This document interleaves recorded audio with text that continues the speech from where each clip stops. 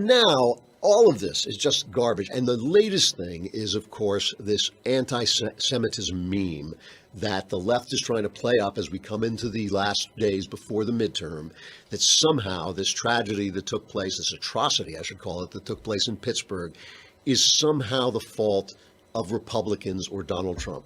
The only people in America who support Israel, the only people where you don't have the BDS movement, the divest from Israel, the boycott Israel movement.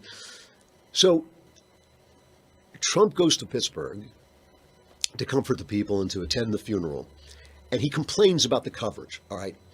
So I'm going to read you two op-eds, but before I get to this, I just want to show you where we stand with this. Trump complains about the coverage, and he makes a speech, I guess, in Florida, where he talks about how they covered his trip to Pittsburgh. Let's cut to 6. Yesterday's visit to Pittsburgh was about coming together as a nation to comfort and to heal. After this day of unity and togetherness, I came home and sadly turned on the news and watched as the far left media once again used tragedy to sow anger and division.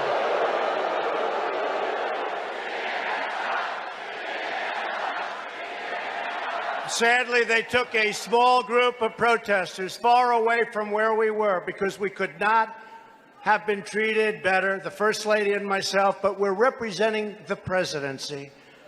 And they did everything in their power to try to play it up and push people apart. That's what's happening. They're pushing people apart.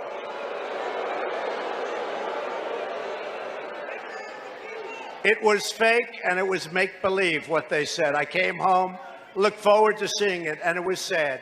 And when we talk about division, this is a big part of the division right there. All right, now I want you to keep that in mind, what he said, that he went there, he had a wonderful time, he was treated very well, but there were a couple of protesters, and that's all that the news focused on, and they did it to divide, okay? And remember how the press always reacts, oh my gosh, he's killing us, he's stomping on us, he's a fascist, he's Stalin, we're enemies of the people, he's fine, that soon we'll all be dead. That's their reaction.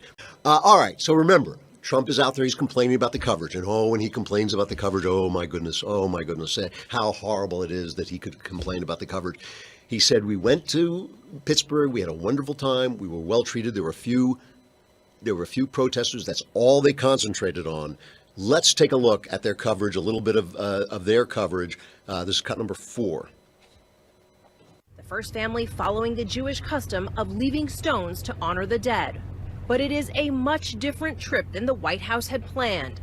Just half a block away, this scene, neighbors shouting down the president. It's not about you!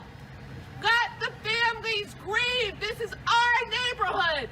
You are not welcome here! Nearby, more than 1,000 protesters carrying signs saying words matter, stop encouraging hate, and you are not welcome in Pittsburgh until you fully denounce white nationalism. Nearby, a rally protesting his trip. Among the dead, Daniel Stein. His nephew Stephen Halley telling me he's outraged at the president's suggestion just hours after the tragedy that the synagogue should have had an armed guard. Donald Trump should have just said, our hearts and prayers go out for the people of Pittsburgh and everybody involved, and kept his mouth shut. You felt like he was blaming this community. It's exactly what it felt like. It's a stab in the back. Trump's right. I mean, that was the coverage. And look, 1,000 protesters, I would put that in a story. I would definitely mention that in a story. But you can get 1,000 Democrats to show up and protest virtually anything, that the sky is blue. Oh, that's sexist. That's the way the Democrats think. So you can always get but they go out of their way. They interview the guys. They show that woman on screen, shouting, this is not about you. This is not about. Here's something they didn't show, okay? And the only reason I found this was tweeted out on the internet.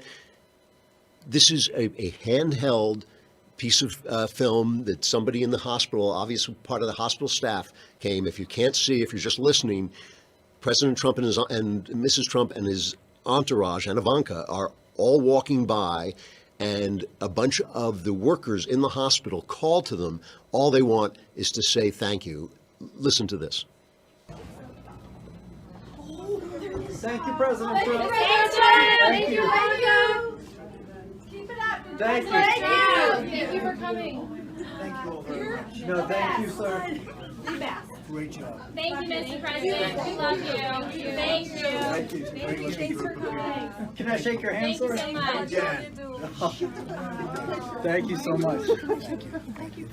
Thank you, President Trump. Thank you very much. Thank you so much. Thank you, darling. That's a great gesture. Thank you, First Lady. Thank you, First Lady. Thank you. We love you. Thank you. I don't want to know. This guy just got out of look. Thank you so much. Thank you very much. Thank you. Just got Thank out of you the all. operating room, right? A couple hours ago. See, when Trump shakes your hand, there's no problem. Anyway, thank you all very much. Thank you for coming. Thank you, darling. Good job. You too. Thank you. I love you, Ivanka. Nobody ever heard of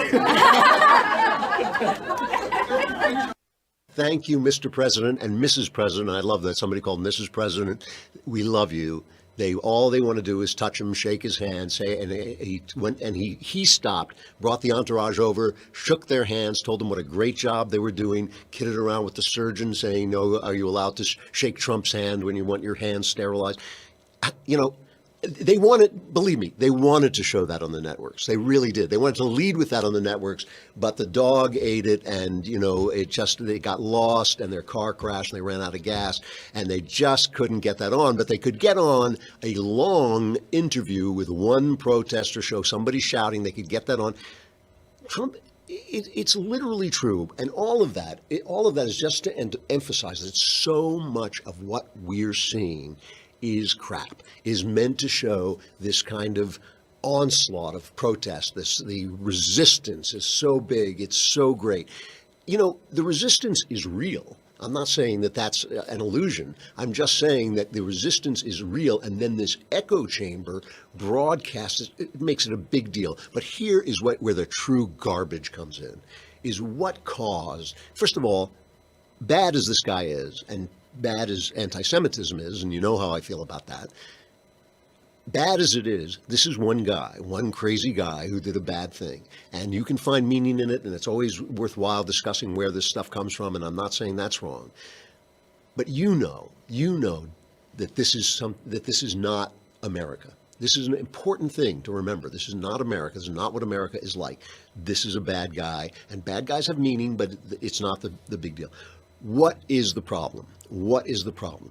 Well, it's got to be about Fox. It's Fox News. It's all, it's the existence of conservative talk. It is conservative speech that makes this happen. Here is a montage of our media spewing the garbage that this somehow emanates from conservative speech. Fox News and that crowd, Breitbart and InfoWars and the Daily Caller and Republican congressmen, they have been vilifying George Soros for years, and basically because George Soros is a rich Jew. And so when they talk about Soros, they're talking about a rich Jew who's in control of everything, or when they talk about globalists, which is the term that Trump prefers. Right. This cooked up, phony caravan story that's promoted by Donald Trump and Fox News, members of Congress attaching that to George Soros and making it sound like, again, an anti-Semitic trope. This caravan that Fox News and the president keep talking about, this guy had memes of it. Is the Fox channel to blame for any of the violence and the heated rhetoric that we have seen this past week? We do know that the hate crime coincided with a rise in hateful language, from the InfoWars fringe to Fox's primetime lineup. The propaganda industry that she commands, with the vile president that she serves, abetted by Mark Levin and Rush Limbaugh and Breitbart and Newsbusters and Judicial Watch and all the rest of them, have blood on their hands. So this is not just crap. It's crappy crap. It's crappity crap, because it's two kinds of crap, all right? The first kind is the rhetoric thing. Let's deal with that first. Let's deal with this, that the evil rhetoric on the right is the problem in this country.